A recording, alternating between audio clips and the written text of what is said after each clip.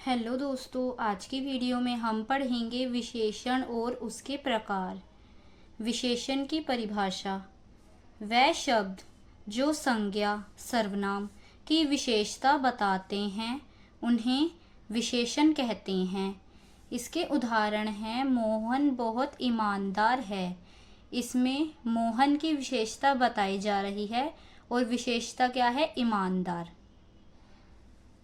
विशेष्य जिसकी विशेषता बताई जाए उसे विशेष्य कहते हैं।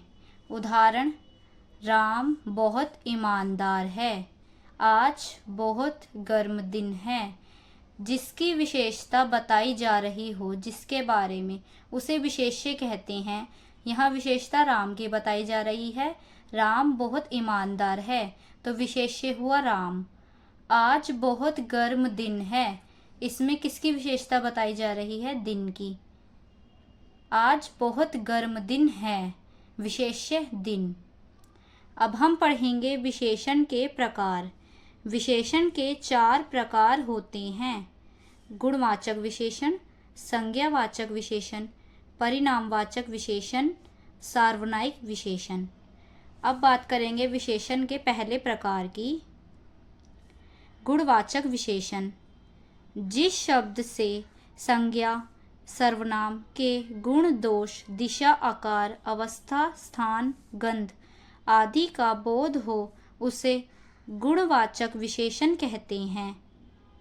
इसके उदाहरण हैं राम बहुत अच्छा है, दुकानदार बहुत बेईमान है, मेरी कार का रंग लाल है, वह बीमार है। इसमें राम का गुण बताया गया है, राम बहुत अच्छा है। दुकानदार बहुत बेईमान है, इसमें भी उसका गुण दोष बताया गया है कि वह बेईमान है। मेरी कार का रंग लाल है, इसमें रंग, वह बीमार है, अवस्था। इसमें रंग, अवस्था, दिशा, आकार, स्थान, गंध आदि का बोध हो उसे गुणवाचक विशेषण कहते हैं। दूसरा प्रकार, संज्ञावाचक विशेषण। जो शब्द संज्ञा सर्वनाम की संख्या बताता है उसे संख्यावाचक विशेषण कहते हैं।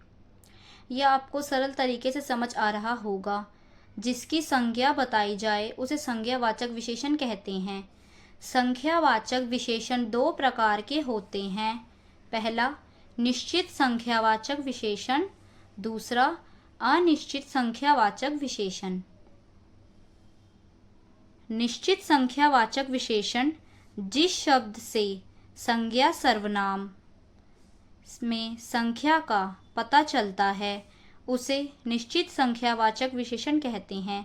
इसमें संज्ञा या सर्वनाम में संख्या का पता चलता है उसे निश्चित संख्यावाचक विशेषण कहते हैं। इसके उदाहरण हैं मैंने 2 पुस्तक खरीदी, उसने कल 4 शेर देखे। इसमें संख्या का पता चल रहा है कि मैंने 2 पुस्तकें खरीदी, उसने कल 4 शेर देखे। 2 और 4 ये हमारी संख्या है, इसमें संख्याओं का पता चल रहा है तो ये निश्चित संख्यावाचक विशेषण का उदाहरण है। दूसरा प्रकार, अनिश्चित संख्यावाचक विशेषण। जिस शब्द से संख्या सर्वनाम में संख्या का पता नहीं चलता उसे अनिश्चित संख्यावाचक विशेषण कहते हैं। इसके उदाहरण हैं मैंने कुछ पेंसिलें खरीदी, राम ने कुछ खिलौने खरीदे।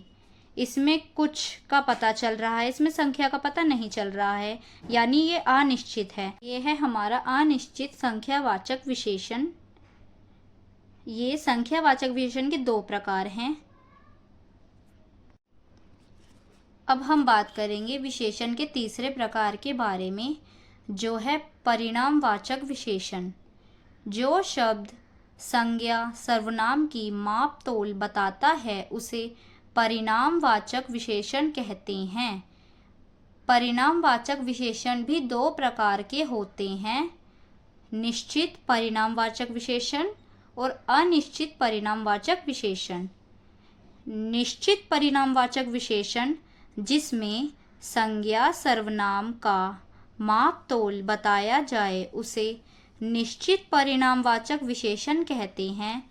इसके उदाहरण हैं रमेश ने 5 किलो चीनी खरीदी। मैंने 10 मीटर कपड़ा बेच दिया। इसमें माप तोल की बात कही जा रही है, तो ये निश्चित परिणामवाचक विशेषण है। अब हम बात करेंगे अनिश्चित परिणामवाचक विशेषण की।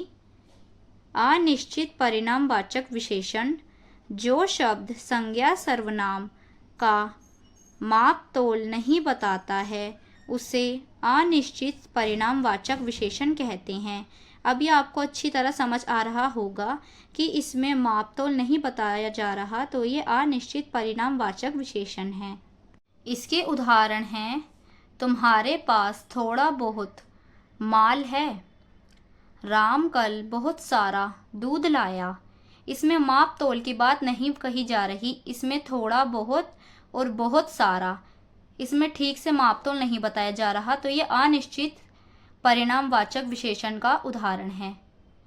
आपको परिणामवाचक विशेषण और उसके 2 प्रकार अच्छे से समझ आए होंगे। अब हम बात करेंगे विशेषण का अंतिम प्रकार, सार्वनायिक विशेषण। जो शब्द सर्वनाम होते हुए भी विशेषण का कार्य करे उसे सार्वनायिक विशेषण कहते हैं। अब आपको हमारी पहली वीडियो सर्वनाम के बारे में पता होगा, सर्वनाम किसे कहते हैं और सर्वनाम कितने होते हैं, तो यह आपको अच्छे से समझ आएगा। अब इसका उदाहरण है, ये किताब मेरी है, वह पंखा तुम्हारा है, यह मोबाइल मेरा है। इसमें यह, वह, यह ये सर्वनाम है, परंतु ये विशेषण का भी कार्य कर रहे हैं। आशा है आपको सार्वनायिक विशेषण समझ आया होगा। ये हमारे विशेषण और उसके 4 प्रकार। अगर आपको वीडियो पसंद आए तो वीडियो को लाइक करना और चैनल को सब्सक्राइब करना।